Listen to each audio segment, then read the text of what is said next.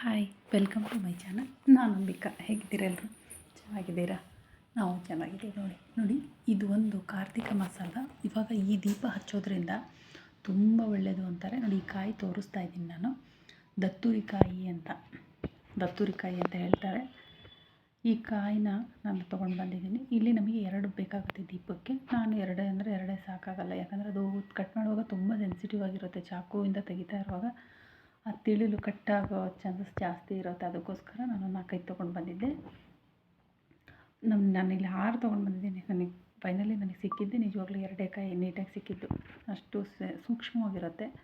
ಮುಳ್ಳು ಚುಚ್ಚುತ್ತೆ, ಬಟ್ ನೋಡಿಕೊಂಡು ನೀಟಾಗಿ ನಿಧಾನಕ್ಕೆ ತಗೊಳ್ಳಿ. ಈ ಕಾಯಿ ದೀಪ ಹಚ್ಚೋದ್ರಿಂದ ನಮಗೆ ಎಷ್ಟೋ ಸಮಸ್ಯೆಗಳಿಗೆ ಪರಿಹಾರ ಸಿಗುತ್ತೆ ಅಂತ ಹೇಳ್ತಾರೆ. ಒಂದು ಸಾರಿ ಟ್ರೈ ಮಾಡೋದ್ರಲ್ಲಿ ತಪ್ಪೇನೂ ಇಲ್ಲ ಅಲ್ವಾ?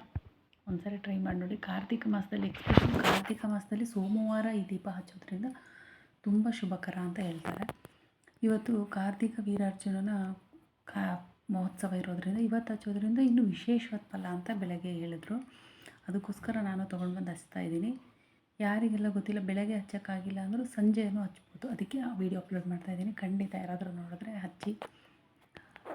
ಇದಕ್ಕೆ ನಾನು ಅದನ್ನು ರೆಡಿ ಮಾಡಿಟ್ಕೊಂಡು ಒಂದು ಹಿತ್ತಾಳೆದು ಪ್ಲೇಟ್ ತೊಗೊಂಡಿದ್ದೀನಿ. ಆ ಪ್ಲೇಟಿಗೆ ಅಕ್ಕಿ ಹಾಕ್ಕೊಂಡಿದ್ದೀನಿ. ಅದಕ್ಕೆ ಸುತ್ತು ಅರಿಶಿನ ಕುಂಕುಮ ಶ್ರೀಗಂಧ ಅರಿಶಿನ ಕುಂಕುಮ ಇಟ್ಟು ಅದಕ್ಕೆ ಅಕ್ಕಿ ಹಾಕಿ, ಅಕ್ಕಿ ಮೇಲೆ ಅರಿಶಿನ ಕುಂಕುಮ ಹಾಕಿ, ಅದ್ರ ಮೇಲೆ ನಾನು ಈ ದತ್ತುರಿಕಾಯಿ ಏನು ರೆಡಿ ಮಾಡಿ ಇಟ್ಕೊಂಡಿದ್ದೀನಲ್ಲ, ಈ ಕಾಯಿನ ಇಟ್ಕೊಂಡಿದ್ದೀನಿ. ಆ ಕಾಯಿಗೂ ಅರಿಶಿನ ಕುಂಕುಮ ಗಂಧ ಎಲ್ಲ ಇಟ್ಟಿದ್ದೀವಿ. ಹಚ್ಕೊಂಡು ನೋಡಿ, ಅದಕ್ಕೆ ನಾನು 2 ಜೋಡಿ ತುಪ್ಪದ ಬತ್ತಿನ ಹಾಕ್ತಾಯಿದ್ದೀನಿ. ದತ್ತುರಿಕಾಯಿಗೆ 2 ಜೋಡಿ ತುಪ್ಪದ ಬತ್ತಿನ ಹಾಕ್ಕೊಂಡು ಅದಕ್ಕೆ ಸುತ್ತಲೂ ಹೂವುಗಳನ್ನ ಅಲಂಕಾರ ಮಾಡಿ ದೀಪನ ಹಚ್ಚೋದು. ಅದು ಇವತ್ತು ರಾಹುಕಾಲದಲ್ಲಿ ಹಚ್ಚಬೇಕು ಅಂತ ಹೇಳಿದರು. ಅದಕ್ಕೆ ರಾಹುಕಾಲದಲ್ಲಿ ಹಚ್ಚಿ ನಾನು ಮಾಡ್ತಾಯಿದ್ದೀನಿ. ಸಂಜೆ ಹಚ್ಚಿದರೆ ಒಳ್ಳೆಯದು. ಈಶ್ವರ ದೇವಸ್ಥಾನದಲ್ಲಿ ಹಚ್ಚಬೇಕು ಅಂತ ಹೇಳ್ತಾರೆ. ಈಶ್ವರ ದೇವಸ್ಥಾನಕ್ಕೆ ನನಗೆ ಹೋಗೋಕ್ಕಾಗದೇ ಇರೋದ್ರಿಂದ ಮನೇಲಿ ಹಚ್ತಾಯಿದ್ದೀನಿ. ಮನೇಲಿ ಹಚ್ಚಿದರೂ ಕೂಡ ತುಂಬ ಒಳ್ಳೆಯದು ಅಂತ ಹೇಳ್ತಾರೆ.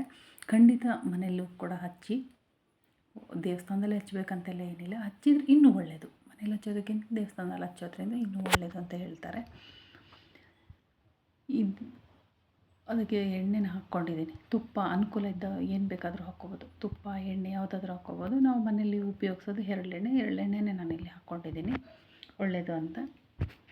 ನಿಮಗೇನು ಅನುಕೂಲ ಇದೆಯೋ, ತುಪ್ಪ ಅನುಕೂಲ ಇದ್ದರೆ ಖಂಡಿತ ತುಪ್ಪ ಹಾಕ್ಕೊಂಡು ಹಚ್ಕೊಳ್ಳಿ, ಇನ್ನೂ ಒಳ್ಳೆಯದು. ನಮ್ಮ ಮನೇಲಿ ತುಪ್ಪ ಇರಲಿಲ್ಲ, ಅದಕ್ಕೋಸ್ಕರ ನಾನು ಎಣ್ಣೆ ಹಾಕಿ ಹಚ್ತಾಯಿದ್ದೀನಿ.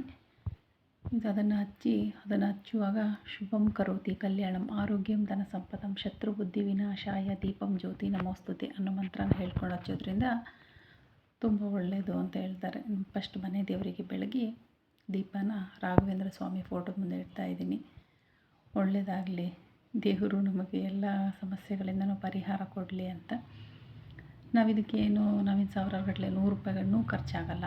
ಖಂಡಿತ ಮಾಡಿ. ಒಳ್ಳೆಯದಾಗಲಿ, ಎಲ್ರಿಗೂ ಒಳ್ಳೆಯದಾಗಲಿ. Thank you so much.